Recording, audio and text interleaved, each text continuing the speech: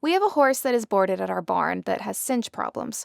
We have treated the horse for ulcers and done all we know to do. She is a perfect horse, all besides when you do up the cinch. If you don't do it in like 4 to 6 small steps, she goes crazy. And sometimes she still goes crazy even when doing it that way. She will jump straight up in the air and start bucking. We have tried several different cinches to make sure it's nothing to do with the cinch itself. Once you get it tight, she's completely fine. Is it something that can be fixed by just going back to the fundamentals, or should we do something different?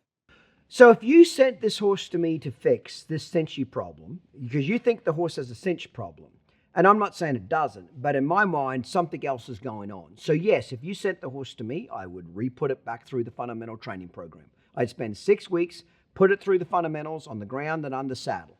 By the end of that 6 weeks, it will no longer have a cinchy problem.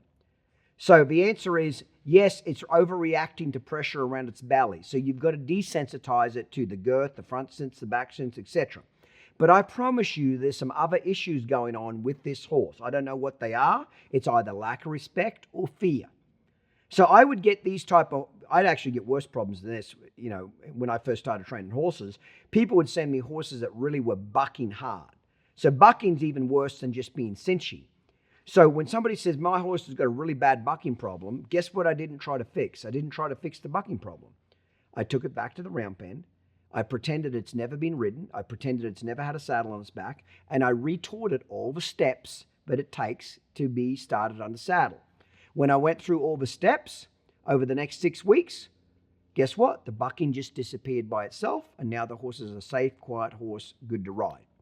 However, when horses develop really bad habits, remember, a habit is anything that gets done more than once. When you do something to a horse once, you plant a seed. If it happens to the horse a second time, it becomes a habit. If it's a good thing, it's a good habit. If it's a bad thing, it's a bad habit. If it happens a third time, it becomes an ingrained habit.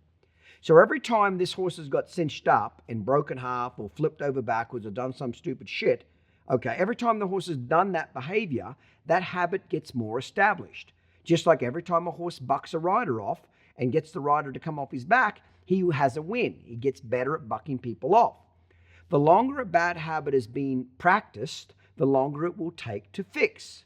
That's why you're better off not letting these habits get developed in the first place, so that way you don't have to fix anything. So even if you sent me this horse and I put it through the fundamentals and I get rid of all the cinchy problems, if you give this horse 3, 4, 5 months off in the pasture and bring him back into the barn, tie him up and go jerk that cinch up, he'll probably have a little flashback about the way he used to act badly. But if you'll bring him back to the barn, do 5-10 minutes worth of groundwork before you saddle him, put the lead rope around his belly, pull it up a couple of times, just get him used to something around his belly, then saddle him, he probably won't have a problem at all. So what I'm saying is horses that have got a lot of mental baggage of old problems, you can fix all these old problems, but you have to understand old problems typically require more maintenance. If I buy an old piece of farm equipment, an old tractor, it's going to need a lot more maintenance than a new tractor. Nobody would dispute that. They'd be like, okay, Darkland, that makes sense. Well, old horses with problems require more maintenance to keep them working and functioning well than a 2-year-old that doesn't have any problems. Okay, so keep that in mind. Go back and it's either coming from fear or lack of respect or sometimes both.